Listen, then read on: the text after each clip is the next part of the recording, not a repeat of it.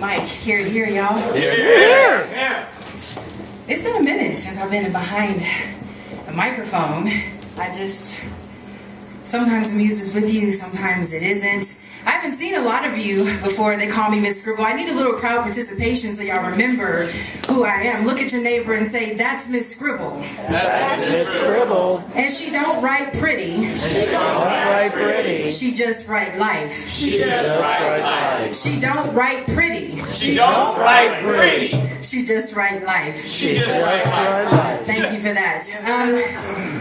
This piece I'm going to do, I rarely talk about how my pieces came into existence, because they speak for themselves, but I wrote this piece in February of 2009 because I was so fucking pissed about something that happened. I got fired from my job, and I was so angry, and I just couldn't let it go. I couldn't even sleep. I was so mad. Yeah. And I called my mom I don't know if you remember this, Mom, but I was like, Mom, I'm so mad. It's just so unfair. I had no professional recourse, no legal recourse. There was nothing I could do. I was just fired, and it was so unfair. And my mom said, well, you just need to go to sleep because an idle mind is the devil's playground. Yes, it is.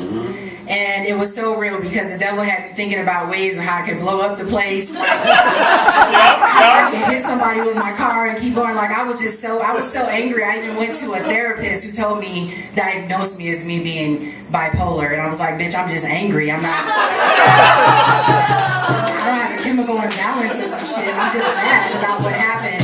So I started to be constructive. I was doing what Luke was talking about earlier, just letting go of all the negative energy. I turned it into something constructive, and it was this piece called Disbanded, which I wrote for the sisters on whom the shoe fits. And it go like this. I have grown weary of witnessing the image of me repeatedly dying in the sisters that I meet. I am disgusted that your hearts automatically anticipate some form of deceit, that often before I can even tell you who I be, you have already prejudged me. Destroying a potential alliance before we can formally meet, oblivious to the fact that your minds work systematically by procedures instilled in our ancestry, convinced that of your trust I am not worthy when you don't even know me. Though we are similar in many ways, y'all would rather compete with our varying levels of materialism, style of dress, and grade of nappy, stupidly creating hostile enemies within a minority, essentially over nothing, which makes no sense since coming together should be our #1 priority. To destroy the distrusting and ignorant way of thinking most of you participate in cycling into our younger generations who give birth to babies plagued with the same way of thinking, raised devoid of spirituality, hating their own being, making it impossible for the God in them to connect with the God in me, which in turn prevents a mass uprising against the subliminal ways history has poisoned our mentality. And corporate America may as well be the big white house who within dwells our slave owner, because when we get on somebody's payroll, I've seen you turn on each other to prove who was most worthy, most willing to sell her sister out, to gain favor of the enemy that poisoned our alliance and is the cause for our camaraderie droughts. Thinking throwing your people to the wolves seemingly polishes your demeanor, when in fact you're simply carrying out the duties of a 1700s overseer, which makes you nothing more than a present-day house nigga. Don't you know they laugh at Negroes who think they're in a different or better class than other niggas?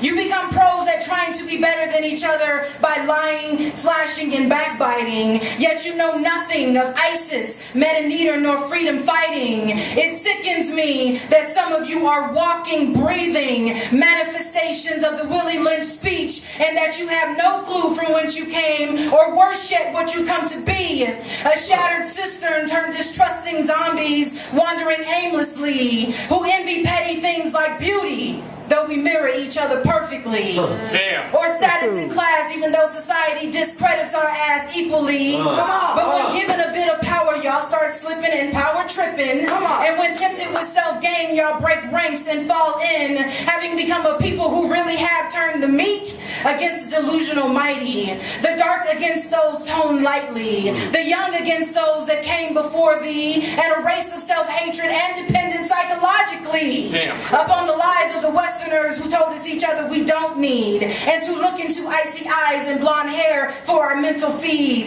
Your standards for judging character are pathetic at best. Hood bitches, y'all especially, are not exempt from this. If one of us is going places, you hate on our success, and if I don't smoke trees, I'm called lame and grotesque. And some of you don't respect me if on the first I don't get a check, or because I enunciate my words and speak like I have some sense. You look to where others have failed to justify failed attempts to break free of the chains which bind your mind and time and cause reason for despicable rhymes like mine. Well, I'm sorry, y'all gotta take a break. I'll get upset. You've forgotten how to support and uplift your fellow woman because the aspiration to love each other is foreign and uncommon. And contentment and oppression, you take ambivalent satisfaction, and laziness is taking precedent over revolutionary action. You throw shade like bullets, avoid my gaze or look right through it, or tell yourself, if she keeps staring, we gonna have problems. But bitch, we been had problems because your common sense been robbed, and your attitude should rather be more candid, because I stare at you because I'm drawn to the attraction of your blackness. You not only believe what you see on BET, but become the bait that reeled you in initially, catching even younger minds than yours upon your poisonous hooks, deterring them from enlightened paths and shunning books, which is where they need to look in order to uncondition their afflicted mentalities, so as not to view each other as one of the enemy, but as one with whom they need to unite to reform an army of Nefertitis, to reclaim the fame of our primitive status before this world turns to madness, leaving us disbanded. I have grown weary of witnessing the image of me repeatedly dying in the sisters that I meet. I am disgusted that your hearts automatically anticipate some form of deceit, that often before I can even tell you who I be, you have already prejudged me. I'm Miss Scribble, y'all. Thank you.